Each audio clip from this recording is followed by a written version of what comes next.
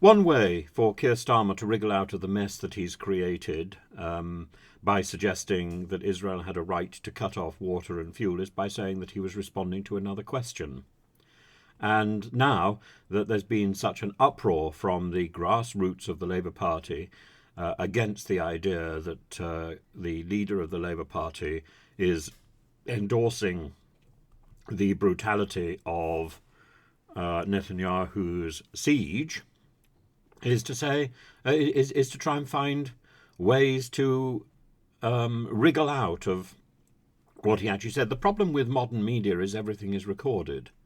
And Keir Starmer will want to say, well, he always thought this, and oh, he made a mistake, and it's a mistake. It's you who made the mistake. You misheard, or you confused me with your questioning, because Keir Starmer, of course, rather like Liz Truss, let me be clear, and I don't think that washes.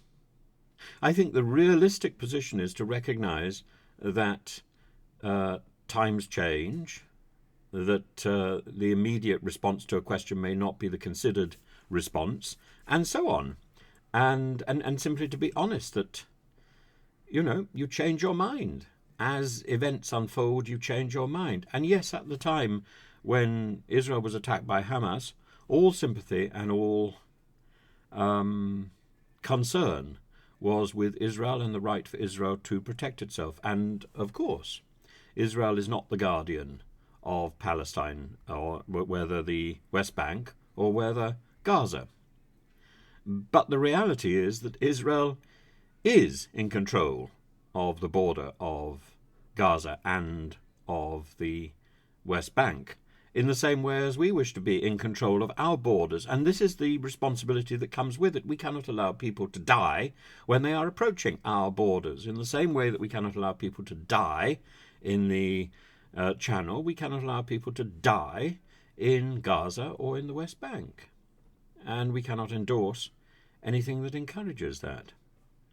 And so Keir Starmer has got himself into a muddle. You go back to you go back to John Maynard Keynes. When the events change, I change my mind. When I get more information, I change my mind. When pressed for more detail, I change my mind. Why not? The mind is a plastic thing that accommodates change. The idea that we're running around the place giving a sort of definite statement that is going to be held forever, and if we change that, then it becomes a lie.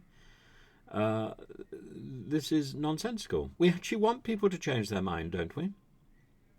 And we want to celebrate the fact that people are prepared to change their mind. Otherwise, why put politicians under pressure of interviews? Because we want to see them changing their mind.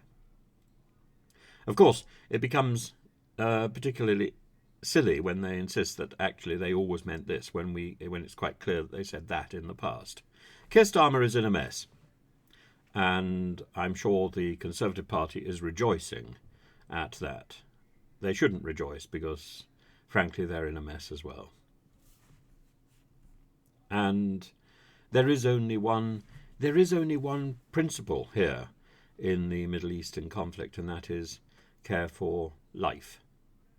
And the care for life, for example, the care for the hostages, the rescue of the hostages, takes precedence over the sovereignty of the land.